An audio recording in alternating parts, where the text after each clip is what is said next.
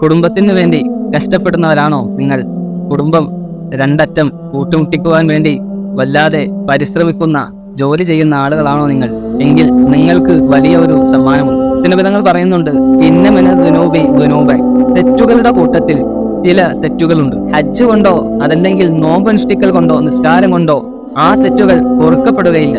സ്വഹാബത്ത് ചോദിച്ചു, വമാ യുകഫിറുഹ, ആ തെറ്റുകൾ പിന്നെ എന്തുകൊണ്ടാണ് നബിയെ പൊറുക്കപ്പെടുന്നത്? യുകഫിറുഹ അൽ ഹുമൂമു ഫീ ത്വലബിൽ മഈശത്തി, ആ തെറ്റുകൾ പൊറുക്കപ്പെടുന്നത് നിങ്ങളുടെ കുടുംബത്തിന് വേണ്ടി കഷ്ടപ്പെടുന്ന, മഈശത്തിന് വേണ്ടി, കുടുംബത്തിന്റെ ഉപജീവനത്തിന് വേണ്ടി നിങ്ങൾ കഷ്ടപ്പെടുന്ന ആ ഒരു പ്രയാസമുണ്ടല്ലോ, കഷ്ടപ്പാടുകളുണ്ടല്ലോ, ആ കഷ്ടപ്പാടുകൾ കൊണ്ടാണ് ആ തെറ്റുകൾ പൊറുക്കപ്പെടുന്നത്. ജീവിത ഉപജീവനത്തിനു വേണ്ടി ആരെങ്കിലും കഷ്ടപ്പെട്ടാൽ അവന്റെ തെറ്റുകൾ പൊറുക്കാൻ അത് കാരണമാണ്. നിസ്കാരം കൊണ്ടും ഹജ്ജ് കൊണ്ടും അതുപോലെ തന്നെ നോമ്പ് കൊണ്ടും പൊറുക്കപ്പെടാത്ത ചില പാപങ്ങൾ കുടുംബത്തിന് വേണ്ടി നിങ്ങൾ കഷ്ടപ്പെടൽ കൊണ്ട് അത് അല്ലാഹു നിങ്ങൾക്ക് പുറത്തു തരുന്നതാണ്.